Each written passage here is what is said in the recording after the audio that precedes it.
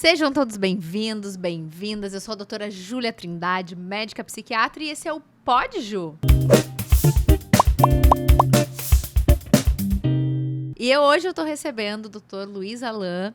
Ele é um dos nossos primeiros convidados para falar sobre rinoplastia, saúde mental, dismorfia de imagem. Então vai ser super legal. Eu sou médica psiquiatra, atuo aqui em Florianópolis. Eu tenho a clínica Ancre, que tem uma equipe incrível de profissionais e que a gente vai vocês vão estar conhecendo com o passar do tempo. Só que hoje eu tenho esse convidado super especial que veio lá de Blumenau e eu vou deixar que ele mesmo se apresente, conte para vocês como é que ele chegou nesse caminho de começar a fazer rinoplastia e por que a gente vai conversar sobre rinoplastia, saúde mental, o que isso tem a ver.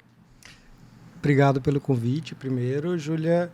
Estou muito feliz em estar aqui contigo, principalmente porque muitas dúvidas surgiram durante esse período em que eu trabalho com a rinoplastia e acredito que existe uma mistura muito grande de queixas psiquiátricas, né, de necessidade de acompanhamento psiquiatra em pacientes que eu atendo. Por isso a importância desse podcast. Eu acho que ele é importante tanto para a possibilidade de ajudar outros médicos que trabalham de forma semelhante, cirurgiões plásticos, médicos que trabalham com estética, otorrinolaringologistas que trabalham com estética, e também ajudar os pacientes que também têm desejo de realizar uma cirurgia plástica e eventualmente pode ter medo, pode ter receio, pode ter eventualmente algum distúrbio de imagem que ainda não tem consciência disso. Então seria interessante conversar sobre esses temas. Meu nome é Luiz Alain, eu sou otorrinolaringologista, eu sou alagoano, talvez pelo sotaque dá para notar, falo um pouquinho mais manso. Eu me formei na Universidade Federal de Alagoas, eu fiz otorrinolaringologia na Universidade Estadual Paulista, lá em São Paulo. E eu fui para Curitiba, onde eu conheci o Lucas, o meu marido. Ele é otorrino também, a gente trabalha junto. E como ele é catarinense... Mas e como é que surgiu essa ideia de sair de Alagoas? Porque aí tu foi fazer residência em São Paulo. Sim. Tá. E aí, de São Paulo, como é que tu acabou em Curitiba? Uma professora minha da faculdade, ela sugeriu que eu fizesse o fellow em Curitiba, porque ela já havia feito. Ela gostou bastante da experiência, do aprendizado, e eu decidi ir para Curitiba por esse motivo. Lá eu conheci o Lucas, ele fez fellow junto comigo, Então vocês são de extremos diferentes, tudo do Nordeste, ele do Sul. Completamente diferente. E aí vocês se encontram em Curitiba fazendo um fellow. Exatamente. A gente já tem amigos prévios, então a gente já se conhecia de ouvir falar um do outro, mas aconteceu de coincidir de a gente fazer fellow no mesmo lugar. E depois que a gente já estava lá um ano, a gente decidiu ele voltar para Santa Catarina e eu acompanhá-lo, porque ele é catarinense. E Blumenau foi, na verdade, uma oportunidade de trabalho. Então a gente foi por conta dessa oportunidade. Confesso que no começo foi um pouco difícil, pela mudança de cultura completamente diferente, uma cultura mais... Até porque Blumenau é uma cidade diferente, mesmo dentro de Santa Catarina, né? Tem a cultura germânica ali muito forte. Muito forte, é uma cultura um pouco mais fechada. Confesso que eu fiquei com medo um pouco no começo a respeito do fato de nós sermos casados, um casal homoafetivo, né? Um casal gay. Mas não, a gente foi extremamente bem recebido lá em Blumenau, então a princípio não tivemos problema com isso e hoje é uma cidade que eu adoro. Tu ama Blumenau? Adoro. Hoje? Não imagino morando, apesar de Floripa ser linda, mas não imagino morando... Eu sou suspeita.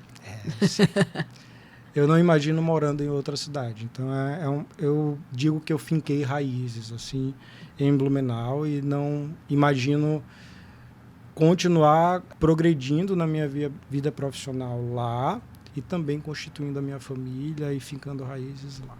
E tu opera só em Blumenau, então? Isso, na região de Blumenau. Blumenau, na verdade, tem várias cidades no entorno, são cidades menores, mas como todas as cidades ali no Vale do Itajaí, são cidades que têm uma boa qualidade de vida, um bom desenvolvimento econômico, social. São cidades muito próximas. Então, apesar de Blumenau ter em torno de 350 mil habitantes, mas quando a gente junta no entorno, fica uma população relativamente grande, e eu opero ali na região E apesar do Blumenau. trânsito ser péssimo, Maravilhosa. apesar do trânsito, a região é uma região, é pertinho, tu tá perto da praia, tu tem, tá É perto... o acesso à praia que a gente tem, dependendo da praia, claro, né? Mais 1 hora, 50 minutos. É perto de Joinville também, assim, relativamente. Ela eu falo que estrategicamente Blumenau tem uma posição excelente. É muito bom para ir para Curitiba, por exemplo, vir para Florianópolis, para a casa da família do Lucas também, que é aqui em Santa Catarina. Estrategicamente está muito bem posicionada.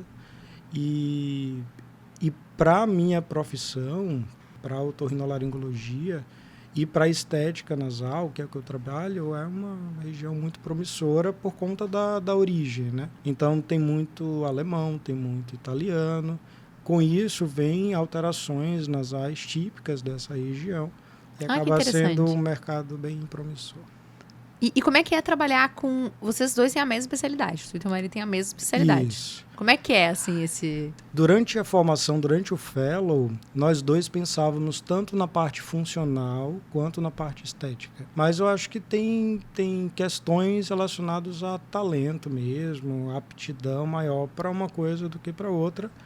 O Lucas, ele resolveu enveredar mais para a parte funcional, então ele faz mais cirurgias que a gente chama de endonasais, que são cirurgias por dentro do nariz, para correção de desvio de septo, problema de sinusite crônica, essas situações. E eu me apaixonei pela rinoplastia.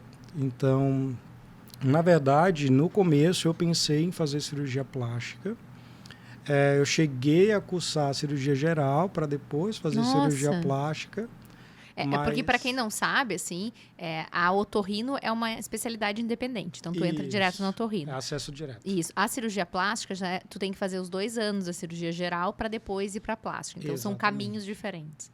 E aí, eu não gostei muito da residência. Não queria operar barriga geral. Antes de precisar operar nariz. Meu primeiro estágio era em cirurgia do aparelho digestivo, né? Quando eu entrei na residência de cirurgia geral, mas aí eu resolvi abandonar, voltei, estudei novamente, e eu queria uma especialidade que tivesse uma mistura de atendimento clínico e cirúrgico. Então isso sempre eu busquei, porque a cirurgia foi sempre algo que eu gostei bastante. Então, durante os estágios ali na faculdade, eu sempre fugia um pouco do atendimento ali de pronto atendimento na porta e fugia para o centro cirúrgico, que era um ambiente que até hoje eu me sinto mais à vontade, eu me sinto, né, mais feliz, mais realizado dentro do ambiente cirúrgico, mas ao mesmo tempo eu gosto do contato médico-paciente, gosto de consultório. Então, a especialidade que eu identifiquei que poderia dar esse match seria a otorrino.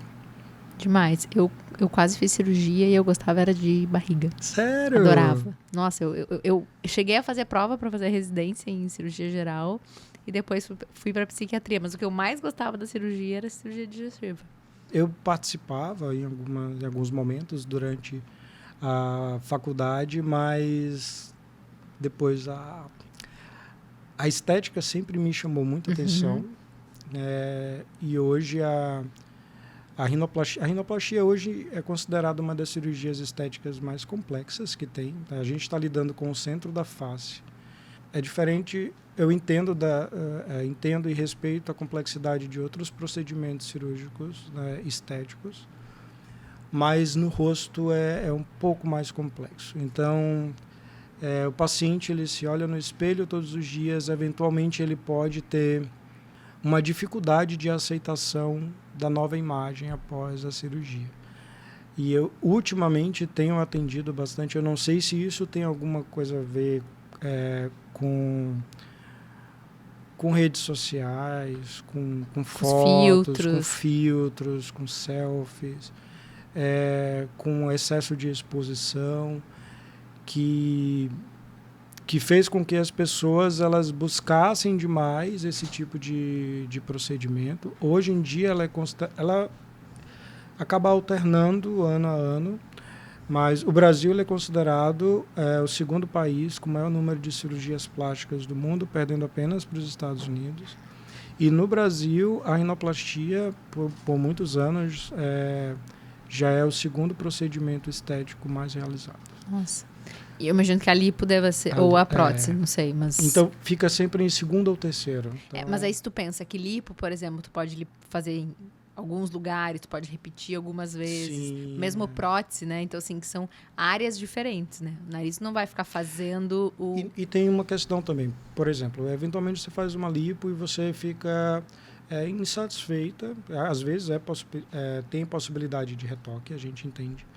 Mas você não gosta de um determinado resultado, mas na lipo você consegue esconder, de certa Disfarçar, forma. sim. Né? Disfarçar até que você consiga fazer o retoque com o seu cirurgião plástico. A mesma coisa relacionado a mamas. Agora, o nariz é complicado. O nariz como é que você vai esconder o teu nariz, esconder o teu rosto. Por isso que é uma cirurgia tão delicada, tão minuciosa. É uma cirurgia que, no meu caso, eu faço uma cirurgia em um tempo maior, é uma cirurgia mais longa.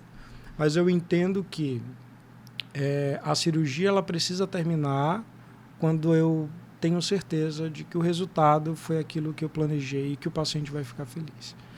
Então, eu evito ao máximo, por exemplo, acabar a cirurgia de forma precoce, correndo o risco de ter que fazer um retoque daqui a 6 meses, 1 ano, por exemplo. Né? Porque eu entendo que aquilo ali pode impactar, inclusive no psicológico do paciente, de forma significativa, até que seja reparado aquilo que ele não gostou. Então, acho que é isso. E eu acho que uma das coisas que a gente talvez tenha mudado, até queria ver a tua opinião sobre isso, é com a pandemia. Porque as pessoas começaram a usar muita máscara. Inclusive, tem alguns termos falando sobre os adolescentes, principalmente, de não quererem mais tirar a máscara. Porque ficaram muito tempo sem ver o seu nariz, sem ver esse incômodo. Então, talvez essa coisa do... Agora a gente voltou a ficar sem máscara, né? Sim. De um ano pra cá, mais ou menos. Eu acho que essa visão também, sem a máscara, muda muito, né? Eu acho que é um mix. É um mix disso, de começar a utilizar máscara e aquilo que já tinha um incômodo prévio, acabou sendo amenizado e depois pode ter amplificado por excesso de contato com a rede social. Então, o paciente ele poderia ter algum incômodo durante a pandemia. Muita gente, por ter ficado em casa, ficou demais em rede social, acaba ficando muito exposto a conteúdos, por exemplo, de cirurgia plástica ou de pacientes relatando que fizeram. Então, que teve de famosas que postaram que fizeram cirurgia plástica, e as pessoas ficam curiosas em saber como é que ficou o resultado, como era o nariz antes. E ela começa a se observar e querer a mesma coisa. E aí, depois que começa a parar de usar máscara e expor o rosto novamente, aí você mistura isso com o desejo amplificado durante a pandemia, então a queixa só piora, né? O desconforto só piora. E eu acho que a questão dos filtros, eu acho que é algo que impacta bastante, demais, né? Já tem muitos estudos mostrando nas alterações em relação a tanto dismorfia, né? Sim. Quanto transtornos alimentares, né? Pela questão dos filtros das redes sociais. Então, do ponto de vista de saúde mental, é algo fundamental, assim. Eu sempre penso, quando a gente fala em cirurgia plástica, em cirurgia de face, o quanto é importante que essa pessoa que vai fazer essa avaliação ou que vai pensar sobre isso tenha uma real noção, né, de como é que é o rosto dela, de quem que ela é, de qual que é a expectativa, onde que ela quer chegar, que é aquilo que tu falou que são alguns critérios, né? Há quanto tempo essa pessoa quer fazer, por que ela quer fazer, né? O que incomoda, porque é muito perigoso, e inclusive um dado, assim, no Brasil a gente tem mais ou menos 4 milhões de pessoas com transtorno disfórico, né? Corporal. Então, que tem, imagina, 4 milhões de pessoas no Brasil que tem um incômodo. E o que é o transtorno disfórico corporal, né? É quando a pessoa tem aquela dismorfia de imagem. Eu vejo um defeito que outras pessoas não veem, que não é um defeito, né? É algo que eu enxergo como problemático e que, na verdade, não é. Eu tive um acesso a um amigo meu me mandou uma meta-análise na semana passada, que é um estudo que, na verdade, só para quem não sabe o que é uma meta-análise, é um estudo que faz um compilado de vários outros estudos que foram realizados. E do ponto de vista de evidência, é um dos maiores níveis de evidência que a gente tem. Então, quando a gente vai pensar em estudos, assim, é algo que é realmente importante. Quando a gente tem a meta-análise, é algo que a gente pode confiar, porque eles fizeram um comparativo entre diversos estudos. E é um estudo brasileiro em que pacientes que foram submetidos à rinoplastia, 34% deles tinham dismorfia corporal. Isso é um número altíssimo. Então, será que desses 34% desses pacientes realmente precisavam fazer a cirurgia? Realmente eles necessitavam fazer alguma alteração nasal? Será que eles não precisavam, na verdade, tratar esse transtorno de imagem e em tratando essa queixa que ele apresentava, poderia sanar, poderia desaparecer? Até porque aí tu pensa assim, tá, beleza, mas ele tinha isso, fez a cirurgia, tudo bem, fez uma cirurgia, ficou tudo bem. O problema é que não resolve o problema. Não resolve. E aí a pessoa vai continuar enxergando um defeito. E aí ela vai buscar outra pessoa que faça a cirurgia. Porque aquilo ali não ficou bom o bastante. Ou pode, eu não sei se isso acontece, mas aí seria uma pergunta mesmo. Isso não poderia transferir para outra área do corpo? Pode também. Então, ali ele focou no nariz, mas daqui a pouco ele vai focar na pálpebra, vai focar na mama, vai focar mas de forma geral, o que a gente vê é que nunca fica bom o bastante. Então, assim, eu faço o nariz a primeira vez e aí todo mundo fala, nossa, teu nariz tá bonito, tá legal. Porque às vezes realmente tinha alguma coisa que não tava tão bonito que as pessoas olham e falam, nossa, ficou muito bonito. E aí a pessoa ela continua, porque a distorção é no jeito que ela enxerga. Não é o bastante. Então, eu faço a cirurgia, aí hoje tem também, até uma coisa importante a gente falar, né, que são esses procedimentos que o pessoal faz em consultório, que não precisa fazer cirurgia. Mas é algo importante. Ele não quer entrar na polêmica. Eu não quero ser polêmico. Ele não quer ser... Não, mas é que é algo importante, porque especialmente, que é uma coisa que a gente tem que ter muito cuidado, é que com quem que tu tá fazendo isso? Quem é a pessoa que tá te avaliando, né? Qual é a especialidade dela? Porque aquilo que a gente fala, que às vezes as pessoas pensam, médico quer proteger a especialidade. Eu acho que assim, tu pode fazer qualquer coisa desde que tu consiga resolver as consequências. Perfeito. O que muitas vezes acontece em relação à questão de procedimentos estéticos e cirúrgicos? A pessoa faz, independente de qual que é a formação dela, e depois quem vai lidar com o problema vai ser o médico, o cirurgião plástico, o otorrino. Então, assim, eu acho que tu pode fazer. Se der problema, tu vai saber resolver? Perfeito. Eu costumo falar, na verdade, que você sabe realizar um procedimento se você é capaz de resolver complicações. Basicamente isso. Eu já passei por situações durante a cirurgia em que houveram intercorrências em que eu tive que lidar durante o procedimento e eu tive que reparar aquela intercorrência que aconteceu.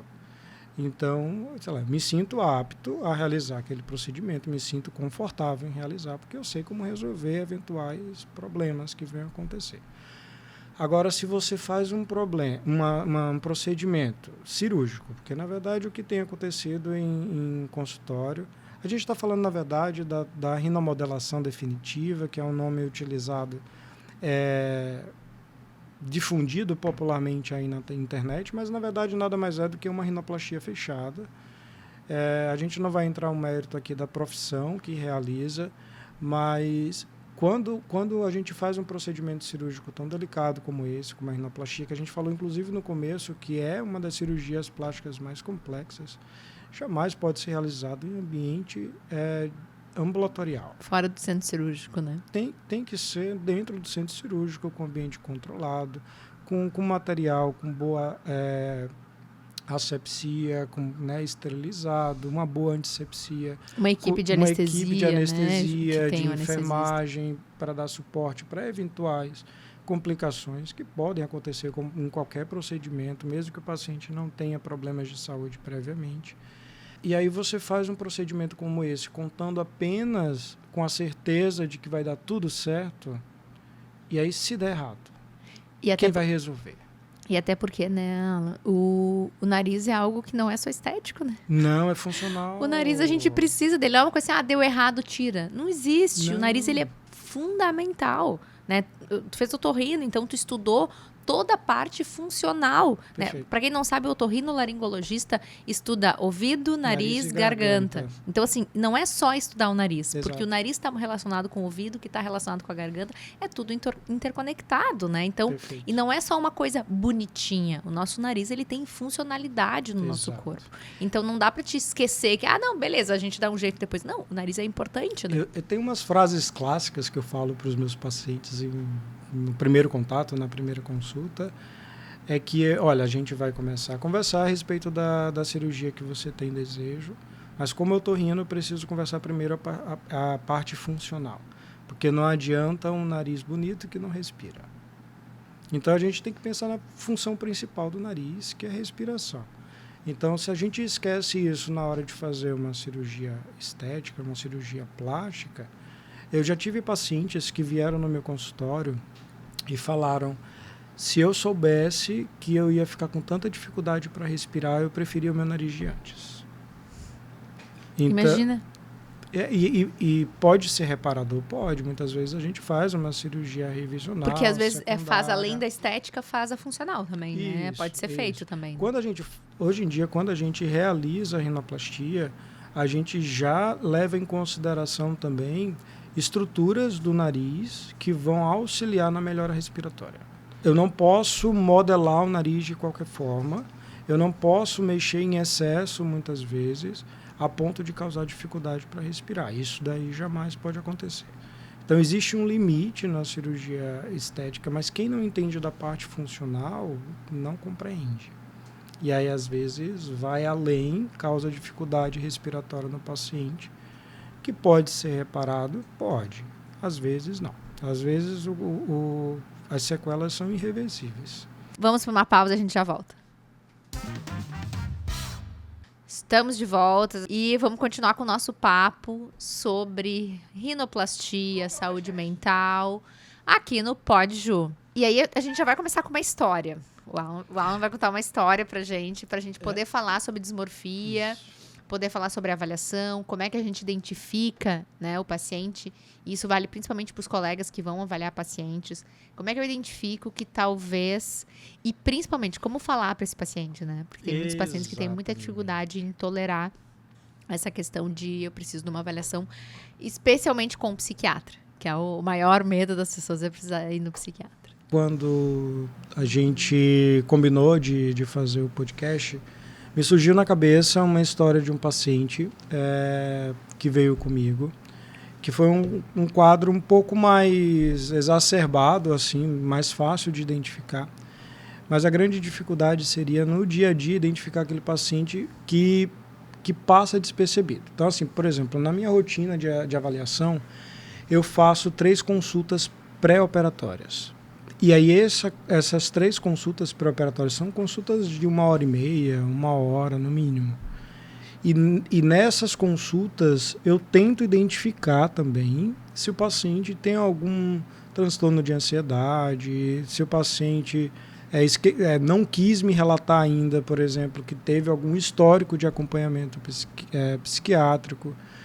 Porque isso é importante, é muito relevante para eu saber lidar com esse paciente no pós-operatório. Então, não significa que o paciente não possa ser operado, não é isso. É para facilitar que eu saiba conduzir melhor no pós-operatório. Inclusive, se toma medicação, como tomar antes, como é que vai ser, o quanto tempo, o quanto isso pode impactar. Porque, às vezes, o que eu vejo dos pacientes assim, que tratam, que é o medo de falar para os profissionais médicos que vão no psiquiatra. Eu tenho diversos pacientes que chegam no consultório e falam assim: eu fui na consulta lá no tal hospital, mas eu não disse que eu tenho ansiedade. Porque se eu disser que eu tenho ansiedade, as pessoas vão dizer, tudo é da ansiedade. Exato. Então, os pacientes têm muito medo disso, né? De falar. E aí, a importância dessa avaliação, e que legal que tu faz mais que uma consulta, né? Não faz uma consulta de 15 minutos, quero operar o nariz, vamos lá, amanhã a gente opera. Vamos lá fazer os exames, semana que vem a gente resolve. Não inclusive, tem gente que já manda os exames antes da pessoa consultar. Exatamente. Que nem pode, mas manda antes para chegar tudo pronto. Eu, particularmente, inclusive, nem gosto muito para estética, de consultas online, por exemplo, porque eu acho que precisa do pessoal, sabe? Do frente a frente, para, inclusive, eu conseguir identificar essas situações. Então, a história que eu vivenciei alguns anos atrás, uma paciente que ela veio comigo e ela, durante a faculdade, ela estudava na faculdade, a amiga dela virou para ela e disse que ela tinha uma determinada característica no nariz. Eu não vou especificar para não entrar em detalhes. E depois disso, ela começou a se encucar com o nariz. Ou seja, ela nunca teve problema com isso. Uma pessoa falou que ela tinha aquela característica, que não é um defeito, é uma característica. E a partir daquilo, ela não tirou mais fotos e ela rasgou todas as fotos do casamento. Nossa. Então, o que é que eu entendi? Que aquela pessoa, ela precisava entender o porquê que estava acontecendo aquilo. Então, ela precisava fazer terapia, ela precisava acompanhamento psiquiátrico para poder identificar o real problema, porque o problema não era o nariz. O nariz, eu acho que foi só a ponta do iceberg. E é aquela coisa, né? Quando a gente fala em transtorno mental, nunca é uma coisa só. Não é a culpa da amiga que falou. Aquilo ali foi o gatilho. Né? A gente tem uma combinação de fatores que fez isso acontecer. Talvez um estresse, diversas coisas combinadas. Uma genética, porque a gente sabe que transtorno mental tem um fator genético importante. Né? Então, é uma combinação importante, até porque a maioria dos pacientes que têm dismorfia corporal tem algum outro transtorno mental, especialmente depressão e ansiedade. Ok. Então, isso é algo bem importante, porque às vezes a gente talvez vá abordar esse paciente pelo outro quadro. Porque eu acho mais difícil abordar diretamente pela dismorfia do que por outros sintomas. Talvez pela ansiedade, talvez pelos sintomas depressivos, talvez a gente consegue identificar isso e aí sim o psiquiatra talvez vá conseguir junto contigo, tu vai me ligar e dizer assim, Júlia, minha paciente está indo aí contigo fazer uma avaliação. A gente conversou e realmente ela identificou que estava mais sem energia. Até porque o que muitas vezes acaba virando a questão da cirurgia. Eu vejo isso, inclusive, nos meus pacientes. Tem pacientes que há pouco tempo fizeram cirurgia. Parece que a cirurgia vira meio que a minha tábua salvadora. Assim. Então, assim, depois que eu fizer a cirurgia, a minha vida vai melhorar. Exatamente. E até teve uma paciente que falou pra mim, e foi muito legal, porque ela só foi fazer a cirurgia, inclusive cirurgia de nariz, quando ela estava super estável. E ela falou assim, Júlia, eu tô com medo de fazer a cirurgia e sentir que, e agora? Como vai ser? Exato. Porque eu almejava tanto isso. Ela passou anos colocando aquela cirurgia como uma resolução para o problema dela. Né? Mas agora que as coisas estavam bem e estava tudo muito tranquilo, que ela continuava com a decisão de fazer a cirurgia, ela dizia assim, olha, eu tenho até um certo medinho de fazer a cirurgia e não ficar como eu imaginava, de não mudar. Porque, especialmente na questão da ansiedade e da depressão, tudo fica maior. Eu sempre falo que assim, a ansiedade ela bota uma lupa gigantesca em tudo, né? Exato. Então, um problema vira um problemão. Na depressão, um problema vira muita intensidade, tudo é muito intenso. Então, eu penso naquilo como, então eu vou fazer a cirurgia, minha vida vai mudar. Que é comum também com peso. Né, que as pessoas têm, apesar de não ser, a gente está falando sobre cirurgia de nariz, mas em relação ao peso e em relação aos cirurgiões plásticos também. Né? Então, a partir do momento que eu estiver magra, eu vou estar feliz. Exato. E esse é um cuidado muito importante que a gente tem que ter. Então, eu acho que talvez o caminho de identificar, de repente, sintomas de ansiedade, sintomas de depressão, e não necessariamente com esse nome. Às vezes olha, será que tu tá dormindo bem? Será que a questão tu tá muito preocupado com as coisas? Então, talvez seja importante fazer uma avaliação. Porque, de repente, tu percebendo, nossa, esse nariz não tem nada que eu mudaria. Exato. Mas a pessoa tá ali te procurando. E aí, tu, como um profissional sério, ético, vai dizer assim, olha, acho que talvez não seja isso. Quem sabe uma avaliação. O que muitas vezes acontece? Aí, tu tava contando a história, até te interrompi, mas ela vai em outro profissional que não tá nem aí. Exatamente. Que simplesmente vai fazer. A pessoa quer fazer, eu faço. O dinheiro pelo dinheiro. Exatamente. Então, infelizmente, profissionais assim existem. Então, esse cuidado é mais uma prova de como é importante a gente ter essa preocupação. E aí, tu vir aqui é mais uma prova disso, né? Porque senão, tu diz, o que eu quero saber de psiquiatria? Vou conversar com uma psiquiatra e falar sobre o quê? Isso amplificou ainda mais o meu desejo de discutir algumas coisas contigo. Porque eu percebi que nos últimos 2 anos isso ficou muito mais intenso. Assim, eu não sei se foi em consequência só da pandemia, eu não sei se isso é uma evolução natural da sociedade. Eu não sei se as pessoas estão com mais acesso a cirurgiões plásticos e otorrinolaringologistas, ou seja, a cirurgia estética está mais acessível para boa parte da população. Não sei exatamente o quê, mas eu notei muito mais pacientes que eu identifiquei que tinha alguma alteração psicológica, psiquiátrica, que precisava de acompanhamento. E aí eu gostaria de fazer uma pergunta. Justamente pensando nessa situação de dificuldade de um médico não psiquiatra em abordar esse tipo de situação. Como é que você acha que seria a melhor forma da gente conversar com o paciente para talvez ele não ficar chateado com o fato da gente abordar isso justamente pelo preconceito que existe em torno da psiquiatria, não necessariamente com o objetivo de prender o paciente a gente, né? Mas para que ele entenda que ele precisa daquele acompanhamento e vá fazer aquele acompanhamento porque vai fazer bem para ele.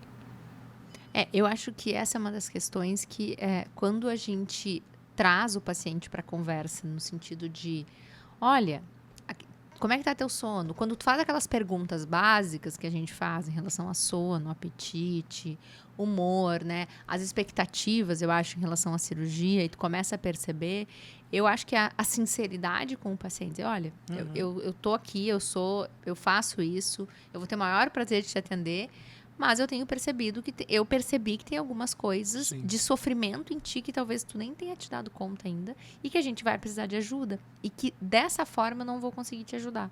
E que a gente tem pessoas, e às vezes, Alan, a questão de começar pelo psicólogo, às vezes o psicólogo já consegue fazer uma avaliação, porque eu percebo que para muitos pacientes, ir no psicólogo às vezes é mais tranquilo do que ir no psiquiatra. É como se fosse mais leve. É como se fosse mais leve, porque assim, se tu vai no psiquiatra, é como se tu tivesse o diagnóstico e tu tá loucura. As pessoas, ontem até recebi algumas perguntas na caixinha de pergunta falando sobre isso, como diminuir o preconceito com a psiquiatria, e tanto dos pacientes quanto dos médicos. Sim. Muito médico. Eu até contei isso, que quando eu fui fazer residência em psiquiatria, as pessoas falaram assim, desistiu da medicina. Né? As pessoas falam isso. Parece que ortopedia e psiquiatria é como se tivesse largado a medicina de mão, né? Então, existe ainda esse preconceito dentro da própria medicina. Não é só dos pacientes, não é só das pessoas leigas. Então, se dentro da própria medicina a gente tem esse preconceito, é natural que a gente vá ter que falar mais sobre esse assunto. E eu acho que esse podcast é fundamental. Esse nosso episódio é fundamental para que as pessoas que estão ouvindo, que elas possam ter essa percepção de que está tudo bem no psiquiatra, né? Tá tudo bem eu precisar de ajuda e que mesmo que o meu nariz me incomode, ou seja, outra face, outra parte do meu corpo, existem possibilidades de melhora, pode ser que eu consiga melhorar, pode ser que realmente a cirurgia vai me ajudar, mas que eu tenha um suporte, porque senão esse sofrimento ele é eterno. Exatamente. É um sofrimento que não acaba nunca, né? É eu parar e pensar, mas o que vai mudar na minha vida? O que eu espero com essa cirurgia? E eu imagino que a tua abordagem já deva ser muito humana, porque a partir do momento que tu quer conversar com uma psiquiatra sobre esse assunto é porque tu já olha com um afeto dessa forma. E a gente também entender que vão ter pacientes que não vão gostar e não vão voltar. Não vão gostar, exatamente. E tá tudo bem. Bem. Uma coisa que eu tento fazer eu tenho um TAG, tá? Eu tenho um transtorno de ansiedade generalizada. Já tenho isso há um bom tempo. E às vezes quando eu converso com o paciente, porque assim, eu já tive vergonha de falar sobre isso, hoje em dia não, porque, enfim, quantos colegas que a gente tem dentro da área médica, inclusive, amigos também de outras profissões. Os meus pacientes e meus seguidores sabem, eu já tive ansiedade generalizada. Eu falo que hoje eu sou uma remissão total. Hoje eu não tomo remédio, eu não faço terapia, mas é algo que eu já tive. Eu já tive ataque de pânico. Então, eu sei o que é ter um ataque de pânico. Né? E cada vez a gente mais... uma vez eu fui numa palestra de um dos caras mais que falam de ansiedade, pânico no mundo, e aí ele tava só psiquiatras, médicos e tal, e ele perguntou assim, alguém aqui já teve ataque de pânico? E aí ficou assim, uns 2, 3, as pessoas meio que não querendo... Aí ele levantou a mão. Os caras que mais trabalham com ansiedade e pânico no mundo. E aí ele contou, um dia ele estava dirigindo em São Paulo, passou num túnel, e ele teve um ataque, saiu, deixou o carro, saiu correndo, e ele era uma das pessoas que mais pesquisa pânico no mundo, assim. E ele falou gente, nós somos seres humanos, Exato. tá tudo bem. A ansiedade, o Brasil é um dos países mais ansiosos no mundo, né? Uhum. Eu acho que a ansiedade é uma das coisas que a gente ainda consegue abordar um pouco mais fácil, e é essa coisa da identificação, né? Que na psiquiatria e na psicoterapia a gente fala muito que é fazer uma autorrevelação para o paciente, que ajuda ele a se autorrevelar também. E aí, quando eu tento abordar, eu não sei se é o meio correto, mas é para o paciente entender que eu também já estive nesse lugar. Então, por exemplo, eu falo, olha, talvez você precise de um acompanhamento psicológico, né? Fazer terapia. E aí eu digo, olha, eu já fiz 4 anos de psicanálise, me fez muito bem, né? Então, me ajudou muito, inclusive no meu crescimento profissional, no meu relacionamento, enfim, em vários âmbitos. Me ajudou a lidar melhor com os meus problemas, com as minhas angústias. Talvez você seja um paciente que vai se beneficiar também.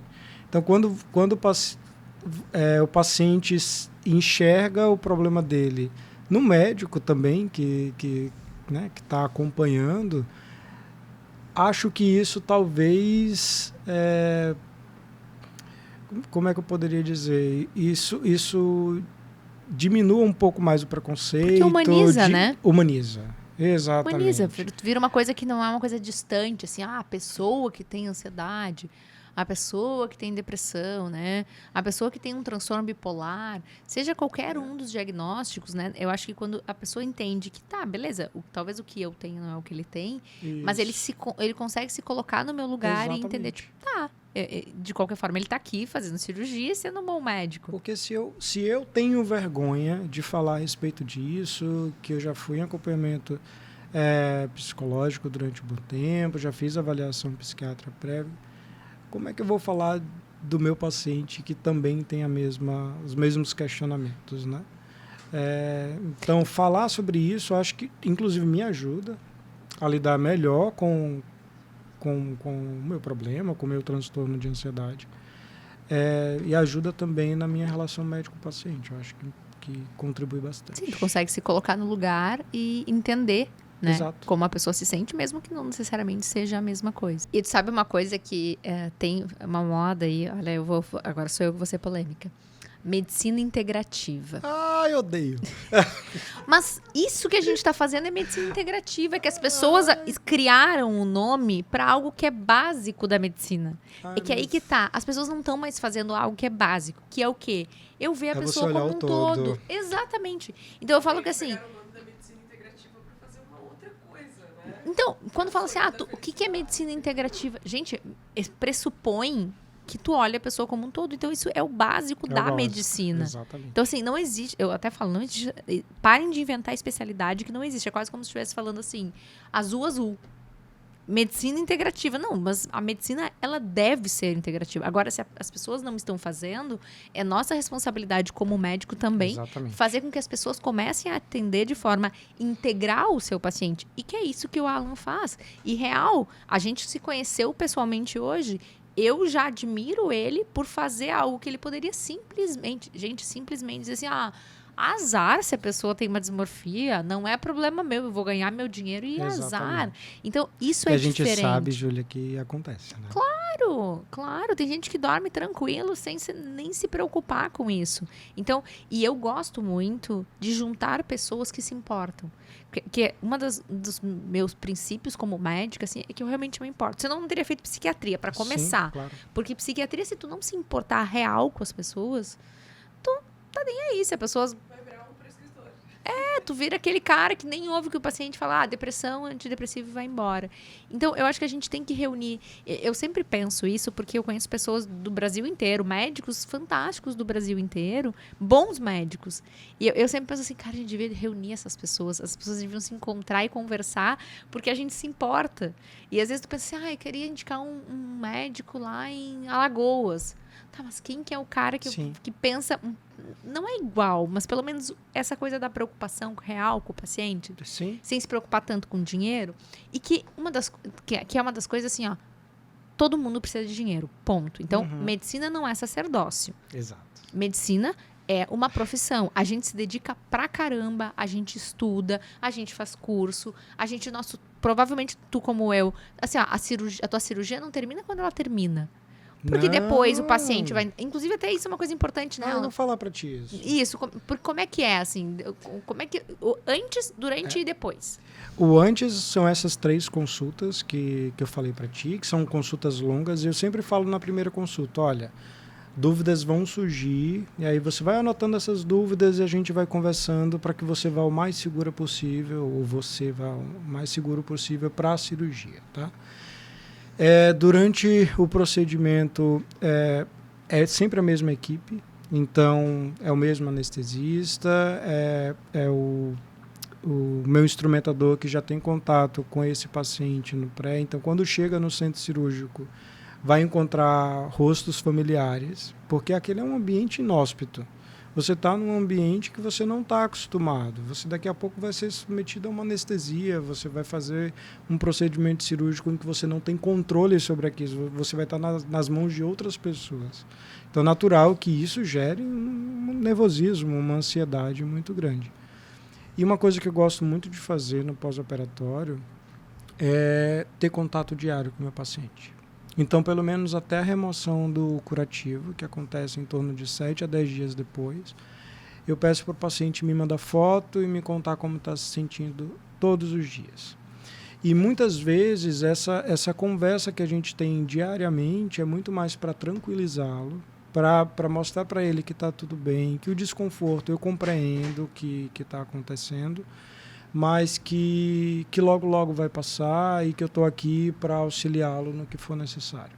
Eu acho que isso dá uma segurança tão grande para o paciente de saber que ele está sendo bem assistido, sendo cuidado, que as pessoas, que tem o médico ali disposto a ajudá-lo no que for necessário, que isso traz uma calmaria.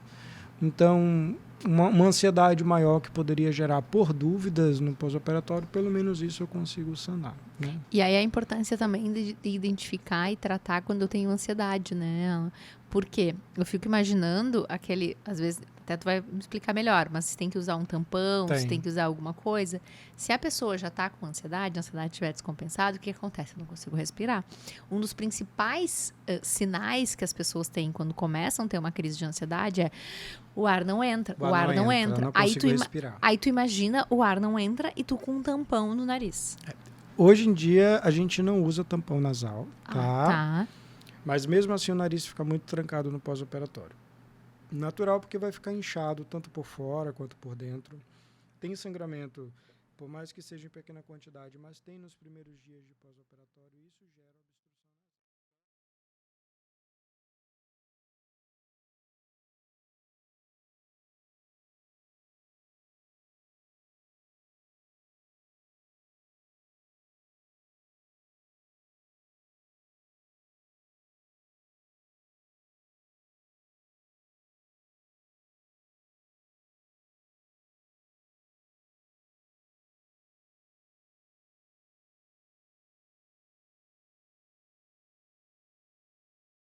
Na pergunta, Júlia. Não, que a pessoa antes disso, antes da cirurgia, é importante identificar se ela tem alguma questão de ansiedade, porque é possível que depois essa coisa do desconforto, porque pode ser que a pessoa tenha uma sensação de, não, mas o ar não está entrando. E aí não tá, ele está realmente obstruído. Só que aí vem o aspecto psicológico, tipo, meu Deus, eu vou morrer, o ar não vai mais entrar. O meu papel nesse contato como otorrino é tentar mostrar para ele que isso faz parte do processo de recuperação, né? Mas, por exemplo, eu atendi uma paciente antes de ontem, que ela me relatou que tem um transtorno de ansiedade. Eu adoro quando o paciente me fala isso na primeira consulta. Eu queria, inclusive, depois que você tentasse relatar a importância de você falar isso para o teu médico, independente se for só uma cirurgia plástica ou qualquer outro tipo de procedimento, seja minimamente invasivo ou procedimentos cirúrgicos de outras áreas. A importância de falar isso para o teu médico, para ele saber conduzir melhor a situação. E aí essa paciente ela me relatou e ela disse, meu maior medo meu maior receio é do nariz trancado, que eu acho que eu vou ficar muito ansiosa. E ela já usa a medicação. E qual foi a minha orientação?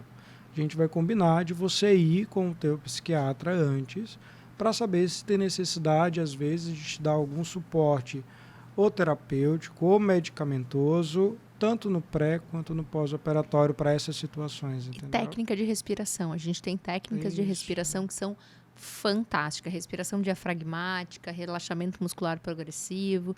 Tem algumas técnicas de respiração. Depois eu te passo. Essas são super fáceis, né? Tu pode ensinar para o teu paciente.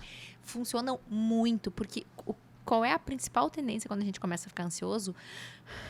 É a gente fazer essa respiração. E aí a gente tem técnicas para voltar à respiração, para perceber o ambiente e diminuir essa frequência respiratória. Por quê? Quando eu começo a fazer essa hiperventilação, aumenta a quantidade de gás carbônico, vem a tontura. E aí vem uma certeza absoluta de que eu vou desmaiar, de que eu vou passar mal, de que eu vou infartar.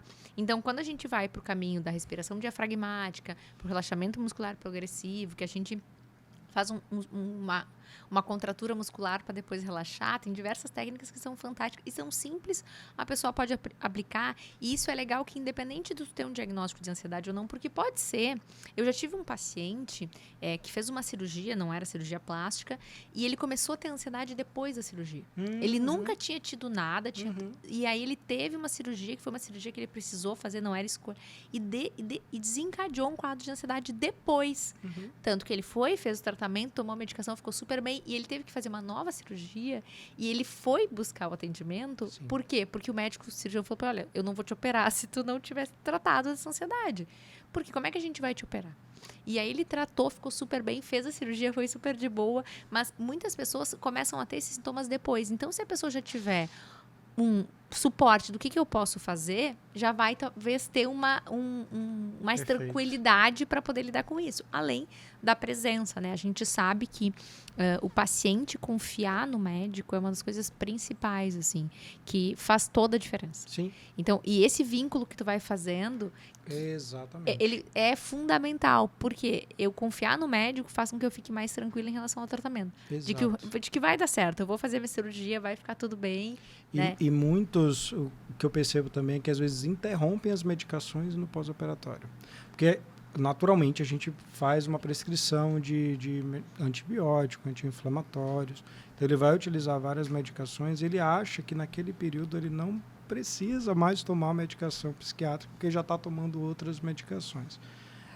Se você puder falar, então, um pouco da importância da manutenção, né, desse tratamento para justamente não descompensar. E aí é bem importante, eu falo para os meus pacientes que é assim, a gente tem alguns medicamentos que não vão poder ser suspensos, né, que talvez a gente vai ter que fazer só um intervalo maior, toma na noite anterior, depois toma no fim do dia.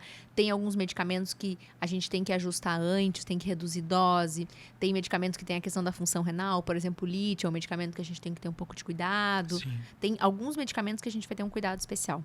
Mas eu sempre falo para os meus pacientes que tu vai fazer uma cirurgia, tu tem um psiquiatra, coloca eles em contato. Exato. O médico, seja qual for a especialidade, o cirurgião... Mas aí tá de achar um médico que tope entrar em contato. Vocês são diferentes já, né? Não, tudo bem, mas e aí por isso a importância, entendeu? De tu tá com... Eu sempre me coloco à disposição. Eu já falei com um mastologista, já falei com um onco, já falei com um cirurgião plástico, eu já falei com diversos especialistas, porque eu acho que isso é fundamental. Claro que a gente sabe que nem todo mundo vai se dispor, mas às vezes é um WhatsApp, não consigo falar por ligação, tudo bem, manda por WhatsApp, meu paciente toma tal. Bom, e eu acho que é do paciente ter essa confiança que o seu médico, se precisar, e às vezes nem precisa. Sim. Às vezes a orientação que o psiquiatra dá na consulta é suficiente. Então, ele combina com o paciente e o paciente vai dizer: Alan, o meu psiquiatra disse que é para fazer assim, assim, assim. Tá ok. E às vezes, não sei se isso pode ser real, mas às vezes a crise pode não deflagrar pela confiança de estar sendo assistido pelos dois profissionais. Com certeza absoluta disso. Tipo, eu estou seguro, se eu me sentir mal, pelo menos eu vou ter a quem recorrer, eu sei que a pessoa vai me atender, vai me escutar e vai me tratar se for necessário. E eu acho que né? essa faz toda a diferença em tratamento de qualquer, né, de qualquer doença, qualquer transtorno. Mas especialmente quando eu vou associar especialidades, eu vou fazer alguma coisa que não é usual e já tenho alguma questão que me deixa mais ansioso, que me deixa mais preocupado. Eu quero voltar um pouquinho agora como é que é essa cirurgia, assim, um pouquinho, se a gente puder falar sobre isso. Eu acho que é bem legal, a gente falou sobre pontos de saúde mental importante, mas em relação a como é que tu planeja, tá? Ele foi no consultório, vocês viram que realmente precisa fazer e como é que tu vai, o que é o depois, assim? Como é que vai precisar cartilagem, tem que tirar da costela, como é que é isso, assim? Inclusive, muitas vezes o paciente ele aborda a gente através de redes sociais, simplificando demais esse pré-operatório. Então, às vezes, pedindo valores da cirurgia. Tá. E é tão importante esse pré-operatório porque a gente vai identificar qual é o desejo do paciente, as alterações que ele apresenta e a necessidade de enxertos complementares. Então, eu realizo uma técnica chamada rinoplastia estruturada, em que porque antigamente se tinha um conceito de que você, por exemplo, para diminuir o nariz, você só precisava tirar estruturas nasais, e hoje em dia não é assim, a gente precisa remover aquilo realmente que o paciente incomoda, que está em excesso. Tá tudo bem? Que incomoda, que está em excesso, mas a gente precisa reconstruir esse nariz. E a gente reconstrói. Não, é da mamãe, o nariz é da mamãe. Cada um tá olhando pro seu. E a gente utiliza fragmentos de cartilagem para poder fazer essa reconstrução. E a gente precisa avaliar como é que está o nariz do paciente. Então, por exemplo... Tá, então vamos dizer que eu fosse tua paciente. Eu vou lá fazer a avaliação para ver como é que tá meu nariz. Tudo bem.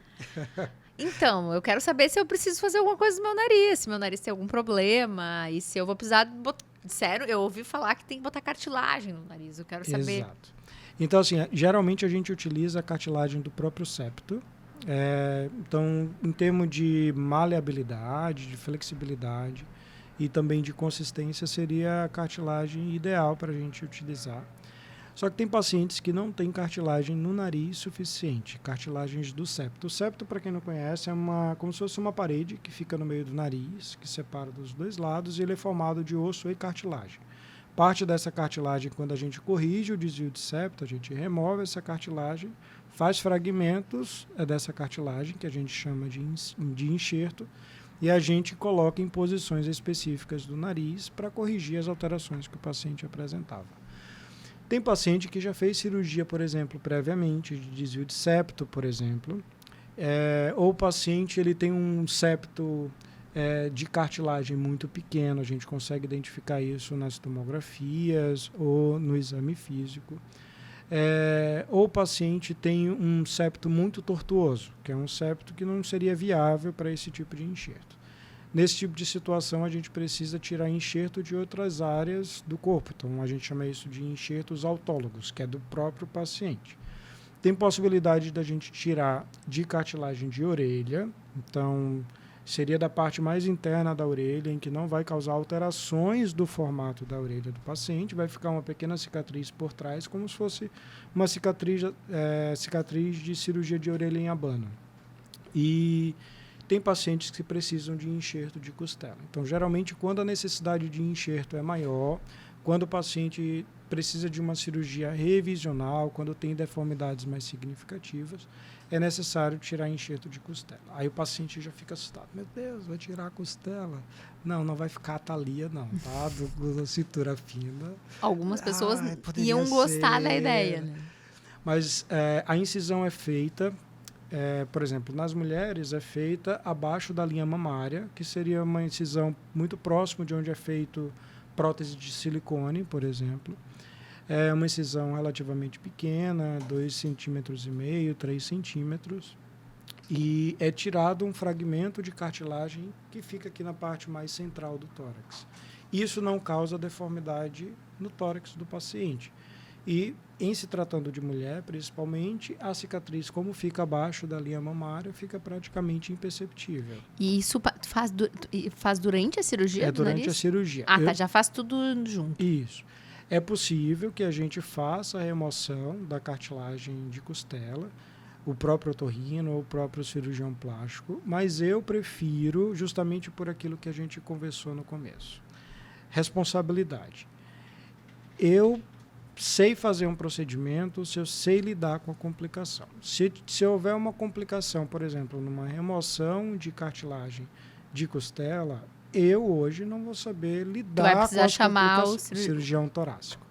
Então, hoje a gente trabalha com um colega, o Dr. Rodrigo Botega, lá em Blumenau, que ele trabalha junto com a gente, ele faz a remoção da cartilagem costal. Então, ele faz todo o acompanhamento desse paciente no pós-operatório, para minimizar a dor que o paciente pode apresentar no pós-operatório, eventualmente, se houver algum tipo de complicação. Porque não sei se as pessoas sabem, mas quando a gente remove a cartilagem de costela, fica muito próximo da pleura, que é como se fosse uma membrana que reveste o pulmão. E se lesionar essa pleura, pode ir ar para dentro do espaço entre a caixa torácica e o pulmão, que a gente chama de pneumotórax. Isso é muito raro de acontecer, é muito raro, mas a gente precisa contar com a possibilidade de problemas acontecerem, obviamente. E isso faz com que o médico seja responsável. Então, eu trabalho junto com um cirurgião torácico que faz essa remoção. Isso é feito logo no começo da cirurgia e, na sequência, eu inicio a rinoplastia. Então, geralmente, é isso que acontece.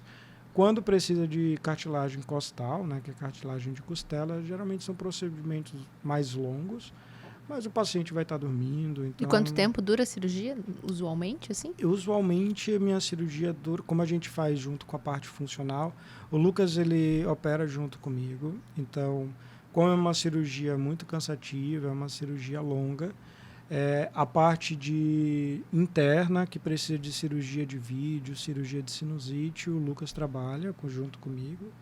Então, durante a cirurgia, ele entra no campo cirúrgico, faz a parte da sinusite, que é muito comum de acontecer, alterações nasais além de um desvio de septo. Então, geralmente não para só no desvio. Principalmente em pacientes brancos, caucasianos, a gente observa muitas alterações da anatomia, de característica genética mesmo. E é uma cirurgia que ela pode durar entre 6 a 8 horas. Tá, então não é o tipo de cirurgia que o cirurgião vai fazer 3, 4 por dia. Não. Tem colegas que fazem cirurgias mais rápidas, talvez utilizem outras técnicas e provavelmente não faz uma abordagem funcional, né, como a gente costuma realizar. E a gente tem toda uma questão também de preparo pré-operatório, que é importante para a segurança do paciente. Então, um posicionamento adequado, a gente utiliza vários colchonetes de gel para ajudar no conforto do paciente, para ele não ter dor no pós-operatório. Já estou querendo operar, já estou gostando. Vamos lá em Blumenau. Qual que é a pergunta que todo mundo faz, Julia, que você falou? Então, eu recebi ali uma pergunta na caixinha que é: você fez rinoplastia? Aí a gente vai aproveitar uma consulta. Depois eu te pago a consulta de 1h30. Vamos lá, querida. Aquela pergunta que todo mundo faz de bar. Eu troco por espumantes. Vamos lá. Não, a gente vai fazer uma avaliação in loco. E para quem vai ouvir, não vai poder ver, mas para quem for ver... Ai, Júlia, isso é um problema, tá? Porque... O CRM vai atrás de ti. Eu analiso os narizes das pessoas e eu sou um pouquinho sincero. Eu amo. Vai. Vamos? Quero saber. Qual que é a tua opinião? O que tu vê no meu nariz? Mas o que aconteceu contigo? Fala pra mim. Você fez Qual foi a situação? Tu fez uma plástica alguma vez na vida? Não, eu quero que tu me diga o que aconteceu no meu nariz. Quero que tu me conte. O que tu acha? Eu sei que você... Palmas para a doutora Júlia. Vai começar o quadro Analisando o Nariz. Analisando o nariz da doutora Júlia. Cada vez que... Imagina, vem o cirurgião plástico, analisando as cirurgias plásticas. Mas eu vou falar isso e os teus pacientes vão ficar... Os teus seguidores vão ficar olhando isso agora nos teus vídeos. Gente, as pessoas já olham. Tá tudo bem, então claro. Tá bom.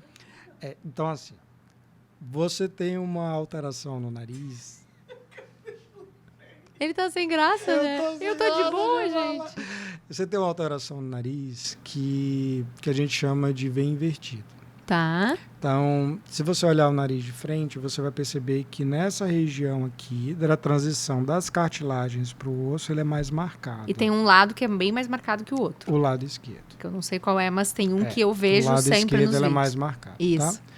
Por que isso aconteceu? Provavelmente você não fez uma rinoplastia estruturada quando você realizou. Quando a gente faz rinoplastia estruturada, a gente coloca enxertos na região central para trazer volume para essa região, para evitar que fique fino demais. Tá. Então, acho que houve uma combinação de duas questões no teu nariz, avaliando assim, tá? Eu acho que foi removido demais essa parte da cartilagem, Tá. que fica aqui em cima, que a gente chama de cartilagem lateral superior. E eu acho que a fratura nasal ela não foi bem realizada, porque a gente observa essa base óssea mais larga do que a parte cartilaginosa. Isso é o caminho sem volta, gente. É Eu- o caminho sem volta, isso. O caminho, eu falei, é o caminho sem volta, você me perguntou, sou Claro, sincero. mas eu quero saber. Tá, então eu vou contar como é que foi. Conta pra mim. Eu fiz cirurgia com cirurgião plástico. Tá. E eu tenho as fotos de quando eu era mais adolescente. O meu nariz em si nunca me incomodou. O nariz em si. O que me incomodava era de perfil A giba. a giba, né? Aquela voltinha do nariz. Eu tinha uma voltinha no nariz. Aquele ossinho calinho que fica aqui O no resto perfil. do nariz, não me, teoricamente, agora eu olhei até achei meu nariz mais feio do que... Ah, eu não queria isso, ó. Não, antes. Não agora. Ah, tá. Antes. E hoje ainda tá com um machucado que eu ainda arranquei um pedaço do nariz dormindo. E aí me incomodou. Dormindo, Júlia. Foi. Tá Eu bom. acordei e tava com um rasgo no nariz.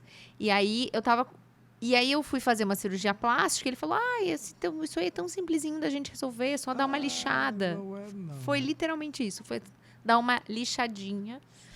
Tanto que eu fiz com sedação assistida. Não foi nem com anestesia geral. E eu acordei, inclusive, enquanto estava mexendo no meu nariz. E aí, tanto que, até onde eu sabia, meu nariz não tinha sido quebrado. Tinha sido só, pelo que ele Raspado, tinha me né? dito, só raspado essa giba que me incomodava. A ponta foi metida? Não. Tá. Não foi mexido na ponta. Até onde eu sei, né, Alan? Porque, assim, me disseram que era só raspar. Eu teria que ver as fotos pré-operatórias para poder avaliar. Não, mas assim, e aí, até então, até uns anos atrás, não me incomodava. O meu nariz tinha tipo, ficou legal, me gostei, tá bem. Então era uma coisa que me incomodava. Desde que eu comecei a fazer vídeo e tal, Uma pergunta, há quanto tempo a cirurgia? 2015. Sabe por que começou a te incomodar mais? Por quê? Porque no começo o nariz ele fica com mais edema. Esse edema, ele acabou camuflando um pouco dessas alterações que você apresenta hoje. Com o passar do tempo, quando a gente não estrutura o nariz, ele vai esqueletizando. Ele vai ficando mais fino. Quando ele vai ficando mais fino, por esse excesso de fibrose, essas deformidades, elas ficam mais evidentes. E aí, somado isso com, por exemplo, você está fazendo cada vez mais vídeos com jogo de luz. E aí, quando tem um bom jogo de luz, isso daí, ele acentua, tá? Então, onde tiver, por exemplo, no teu caso, né, que você tem algumas áreas de reentrâncias, né, no teu nariz. Principalmente. Gera um sombreamento naquela região e, consequentemente, vai ficar mais visível no vídeo. Mas aí isso não tem o que fazer. 99% tem. Claro que tem. Se não fizer nada, vai ficar cada vez mais marcado? Ele pode marcar mais. Tá? Então, com o passar do tempo, pode ser que o nariz ele entre como se fosse no processo de esqueletização mesmo.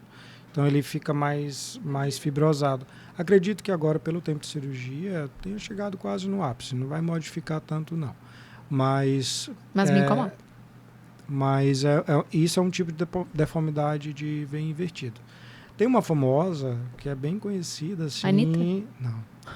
Porque a A Anitta não tem veio invertido. Mas ela tem o nariz um pouco diferente. Porque tem algumas características do nariz da Anitta, em termos de proporção, que faz com que as pessoas achem diferente. Tá. Então, mas não é coisa de cirurgia, então. É o nariz dela. Não, foi da cirurgia também. Eu entendo também que a Anitta tinha alterações realmente um pouquinho mais complexas, em termos de características de nariz, que é mais difícil mesmo tecnicamente, tá? Olhando as fotos dela antes da primeira cirurgia, que ela fez 2 cirurgias. Mas uma coisa que chama muita atenção no nariz dela é que a ponta ela é tão fina quanto o restante do dorso nasal, né?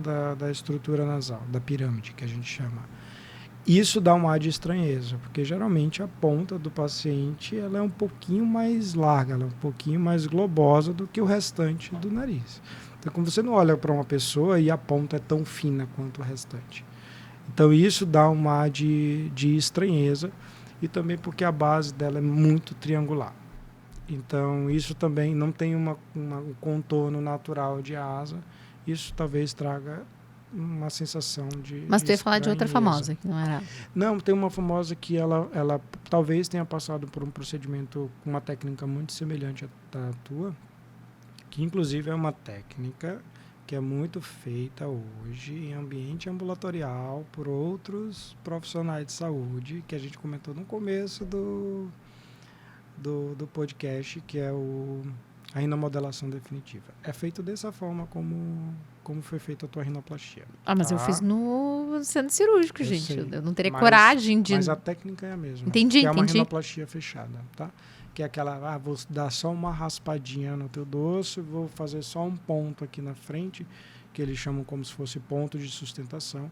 Mas, na verdade, foram técnicas que eles tiraram da rinoplastia fechada, que a gente fazia antigamente, e trouxeram para o ambiente ambulatorial e denominaram, né? Puseram outro nome, que não rinoplastia, porque eles não podem realizar. É basicamente isso. Mas tem uma outra que é a Daniele Vinicius. Eu não sei se ela realizou algum outro procedimento que melhorou, mas claramente ela tem V invertido. Então isso acontece quando baixa demais as cartilagens laterais superiores e você não reestrutura o centro do nariz. Mas tem possibilidade de reabordagem, sim. Então me esperem em breve com um nariz novo. Agora, você fez desvio de septo? Não. Nunca teve tive nenhum problema de... Isso é um ponto positivo. Teria que avaliar, claro, mas muito provavelmente você deve ter um septo íntegro, talvez tenha material suficiente para fazer a cirurgia, né, uma cirurgia revisional, sem precisar de costela. Já fiquei mais animada. Já quero agora. Mas também a gente não precisa colocar um terror em cima da cirurgia de costela, porque ela é desconfortável, principalmente nos primeiros 15 dias, com mobilização do tórax, então é mais dolorido. Mas depois disso, a cicatriz ela vai ficar, principalmente em mulheres, vai ficar praticamente imperceptível. E o paciente, depois de um mês e meio, pode voltar à rotina habitual. Alan, sendo uma cirurgia tão longa assim, é difícil combinar duas cirurgias, né? Tem colegas, porque assim, existe uma cultura, principalmente dentro da medicina, dos colegas, e quando você opera rápido, você é melhor. Isso daí eu não concordo. O que aconteceu? Desde que eu terminei a minha formação, o que vem acontecendo é que meu tempo cirúrgico vem aumentando, porque eu venho acrescentando mais técnicas à cirurgia, que, consequentemente, vai aumentando o tempo cirúrgico. Então, por exemplo, hoje em dia a gente faz uma rinoplastia ultrassônica, a gente utiliza o piezo. É um instrumento para a gente não utilizar mais o martelinho para fazer as fraturas nasais. Então, hoje a gente utiliza esse instrumento ultrassônico. A rinite já atacou, querida?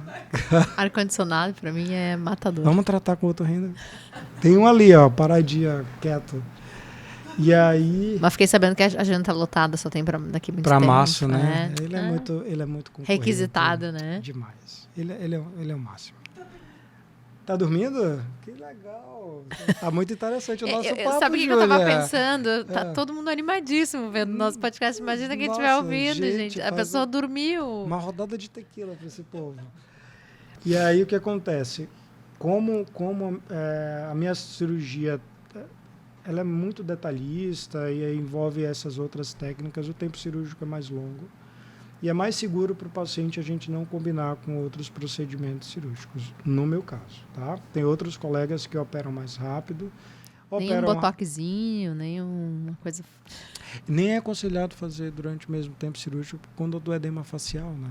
Ai, triste, gente. Porque eu já tava pensando, não, mas tu já faz tudo uma vez só, né? Porque já que tu Já vai mexer... resolve tudo, né? É porque, assim, dói pra caramba fazer procedimento no rosto, né? Dói. Então, Botox nem tanto, Júlia, vai. Não, botox nem tanto. Dói ácido hialurônico. Não, você já fez... A gente falando mal do... Dermatos, querido, a gente tá falando mal de vocês, não, tá? Já fez bioestimulador de colágeno? ainda não. Dói. Desculpa. O primeiro não dói. O primeiro não dói. Segundo o meu dermato, não doeu a primeira vez porque eu tinha uma pele de gelatina. Pele de manteiga, ele falou pra mim. Mas aí as subsequentes, quando você vai Quase fazendo, como gerou um processo de fibrose, onde foi passada a cânula na face, né, para bioestimular, é um pouco dolorido. Tá, acho que a gente já se perdeu no nosso conteúdo. A gente já passou 1h30 já, a gente já tá... A lista, A gente Nossa, tá tem quase milhões chegando de o show da coisas. Anitta. a lista dos lives da Júlia acabou? É só isso? Só Da isso? avaliação. Ela tem mais alterações de asa, mas a gente não precisa entrar nesse mérito, né? Ai, E aí, vai gente, é fazer muita igual, maldade. É muita maldade. Quadro Eu queria perguntar uma coisa Tá, vamos lá. que seria interessante para minha parte. É natural que o paciente, no pós-operatório, como eu falei para você, o nariz fica trancado, o sono fica bem ruim. Muitos têm insônia. Essa insônia, esse sono de má qualidade, esse sono superficializado, não reparador no pós-operatório, contribui para a deflagração de crise de pânico ou crise de ansiedade? Ela pode ser desencadeada por mudanças ambientais e uma noite de sono não reparadora pode ser sim um dos fatores, desde que a pessoa já tenha um quadro de quadro prévio. ansiedade. Não é uma noite de sono, 2 noites de sono que vão a fazer com que a pessoa desencadeie um transtorno, né? Mas a questão, principalmente do humor, normal, que a pessoa se sente, talvez ali na primeira semana, mais sem energia, mais desanimada. E aí, por isso é tão importante, talvez até um ponto para te falar com os pacientes também, né? Que, olha, tu não vai dormir bem nas primeiras semanas. Vai estar mais difícil de respirar. Então, se tu já tiver alguma alteração, se tu tiver com um quadro depressivo que a gente não identificar, se tu tiver com um quadro de ansiedade que a gente não identificar, vai ficar bem ruim. Né? Então, até é uma forma da gente convencer o paciente, Sim. eu preciso saber que tá tudo bem mesmo, porque na primeira semana vai estar ruim. Então, se tu tiver legal, tu vai dar conta. Agora, se tu já não tiver muito legal, vai ser pior. Né? Então, vai ter alguma alteração. Até porque, assim, anestesia mexe no intestino. Intestino é algo super importante para o nosso humor. Né? A gente tem produção de serotonina no intestino, onde mais produz. Claro que não produz no intestino e manda para o cérebro. Mas a regulação, o equilíbrio, o balanço entre os neurotransmissores também inclui o nosso intestino. Então, a pessoa muitas vezes vai ficar com o intestino mais trancado pós-cirúrgico. Normal. Pela anestesia, por todo o processo cirúrgico. Então, se eu já tenho uma combinação de não respirando muito bem, com não dormindo muito bem nos primeiros dias, com a questão do intestino, se não tá legal, se eu não tô bem, vai piorar. Agora, se eu tô legal, eu vou ficar desanimado, meio, às vezes até um pouco mais ansioso, querendo que isso passe, mas algo tolerável. Eu falo que é como se o teu copo não tá cheio daí. Entendi. Porque se tu pega um paciente que tá com o copinho cheio, que eu falo que qualquer gotinha d'água vai fazer extravasar, um pós-cirúrgico vai ser o momento para a pessoa ter uma crise. Então, e eu acho que talvez essa é uma das formas da gente conversar com os pacientes, né? Que, olha, a cirurgia é ótima, vai te dar resultado, a gente vai chegar... Não vai te dar resultado, não, mas a ideia da gente chegar naquilo que tu gostaria. Mas, se tu não estiver bem, a gente vai estar colocando lenha na fogueira para te ficar pior. Mas pensando numa abordagem medicamentosa, eventualmente, né? Nesse pós-operatório, com sono de má qualidade, porque isso é bem recorrente em quem faz cirurgia nasal. Porque eu vivenciei isso recentemente com um paciente, ele me pediu autorização para usar o Zopidem. Pode falar uma marca, gente? Zopidem é a marca. É só substância. É só substância? Zopidem é substância. Pediu a autorização para utilizar o Zopidem. Indutores do sono, assim, você acha que mesmo um paciente que ele não tenha um quadro psiquiátrico assim definido, prévio, mas que evoluiu num pós-operatório com uma dificuldade muito grande, no sono, não está conseguindo dormir, isso daí está prejudicando demais a recuperação dele, né, emocionalmente falando. Você acha que vale a pena entrar com algum indutor do sono? Então, a gente só tem que ter cuidado que os medicamentos que induzem o sono, tanto os benzodiazepínicos quanto as drogas Z, assim como os Zolpidem, elas têm um efeito depressor do sistema nervoso central. Então, se esse paciente já tem uma alteração de respiração, eu vou dar uma deprimida. Quadro de apneia, E né? aí a questão da apneia respiratória. Então, a gente tem que ter um pouco de cuidado. Mas, pensando por um lado o Zolpidem é uma medicação que, usada por curto período com medicação específica, ele funciona bem. Tá. Então, assim, eu não vou usar um medicamento para tratar algo que é... Pô, eu não sei o porquê que o paciente está com insônia. O paciente está deprimido, o paciente está ansioso e aí ele não está dormindo. Não, tu sabe que o paciente tem uma alteração que não está deixando ele dormir. Sim. Talvez seja uma opção. A gente, psiquiatra, tem usado cada vez menos o Zolpidem. Tá. Principalmente pela questão do risco de abuso. Tem muitos pacientes fazendo... E assim, é aquilo que eu falo. Tem pessoas que tomam o Zolpidem, tomam uma dose, mantém aquele uso E fica bem. e fica bem. E tem pessoas que começam a usar doses maiores, começam a fazer... Tem quadros de amnésia. Paciente, Eu li alguma coisa sobre isso. então assim, acaba sendo bem preocupante. A gente tem algumas medicações mais novas que funcionam bem. Que funcionaria Que para funciona- situações como essa. Medicações mais seguras, então tem algumas, assim, que a gente pode usar. E claro que dependendo do que o paciente for usar, por exemplo, de medicamento, às vezes para dor, às vezes pode ser que isso até isso dê sono. Tem alguns Sim, medicamentos que acabam sim. tendo esse efeito de sonolência, assim. Só que o paciente não dormir, se tu vai pensar assim, vai ficar uma semana sem dormir, é péssimo. Exato. Então, é o que eu falo, assim, Exato. não dá pra gente achar que ficou uma semana sem dormir, é normal, Exatamente. né? Mesmo que seja por algo anatômico. Exato. E aí, nesse momento, a medicação pode ser que seja, assim, interessante, especialmente limitada. Olha, a gente vai usar durante esse período essa dose para que tu consiga dormir e consiga relaxar. Até porque tem um fator ansioso ali, que é tipo, Sim. eu vou deitar e se eu não conseguir respirar? Mesmo a pessoa que não Exato. tem ansiedade, é natural, a pessoa tá obstruída. Uhum. É só a gente pensar quando a gente tá com alguma coisa de rinite ou mesmo um quadro gripal, que o teu nariz tá trancado, tu deita pra dormir e tu pensa, meu Deus, vai ser mais uma noite porque daquela. Eu fico imaginando, porque eu nunca fiz sinoplastia, mas eu fico imaginando assim, tem dias que eu tô com um resfriado e eu durmo muito mal naquela noite, no outro dia para eu trabalhar já é difícil, não tenho energia, não consigo ir para academia, enfim. E aí eu fico imaginando isso ao longo de tipo uma semana, sabe? E uma noite de sono não dormir, uma noite de sono que é ruim, é prejuízo, porque no dia seguinte, a tua alimentação não vai ser a melhor do mundo, porque teu cérebro vai dizer assim, eu quero comer alguma coisa muito boa. Vamos compensar. Vamos compensar de alguma forma, né? A tua concentração não vai ser a mesma. Então, assim, tem muitos aspectos importantes sobre não dormir que a gente precisa olhar. E claro que também, outra coisa importante, né? Se é um paciente que não dormia, porque ele já tinha apneia, isso é uma coisa. Até porque tu vai, depois isso vai melhorar, né? Porque tu já vai ter feito Exato. uma avaliação questão. prévia E também. aí vai ajudar isso também, né? E isso é uma das coisas, inclusive, bem importante, que é fundamental, isso até para psiquiatra, assim, que se avalie se o paciente não tem apneia do sono. Porque paciente que não se concentra, que está sempre cansado, pode ser que ele não esteja com TDAH ou deprimido. Exato. Pode ser que ele tenha apneia do sono. E a gente muitas vezes esquece de olhar para isso. Nossa, Júlia, tem tantos pacientes que a gente atende, tanto infantis ou mesmo pacientes adultos, que vêm com um diagnóstico psiquiátrico e que melhoram de forma significativa após a resolução da apneia do sono. É impressionante. É impressionante. Isso é uma das Demais. coisas que os psiquiatras, de forma geral, assim, às vezes porque a gente tem tanta coisa para perguntar e para saber, né? Porque eu falo que psiquiatria, na verdade, é a vida do paciente. Tem que saber tudo, da relação, do que ela come, tudo assim. Às vezes esquece que, será que essa pessoa não tem uma apneia? Porque a apneia, ela vai mimetizar muitas vezes um quadro de déficit de atenção. Ela vai acabar tendo sintomas de cansaço, indisposição. Aí, às vezes, a gente vai fazer os exames, ver se não é a vitamina. Exato. E não, a pessoa não está dormindo. Exato. O sono é fundamental, então são coisas importantes. Eu amei que a gente começou falando sobre cirurgia, agora a gente está falando sobre apneias, né?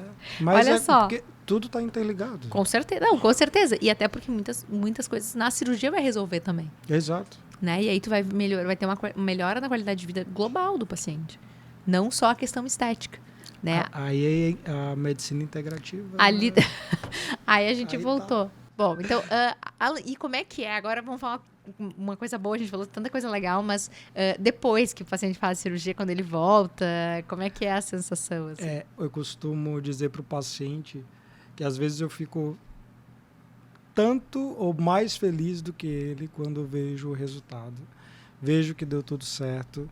E o feedback assim, que a gente tem quando a gente remove o curativo, quando o nariz ele desincha, quando a cicatrização acontece e o quanto que muitas vezes isso melhora, por melhorar a autoestima, melhora demais a qualidade de vida do paciente. Então, pacientes que... Eu tinha uma paciente, por exemplo, que ela não queria...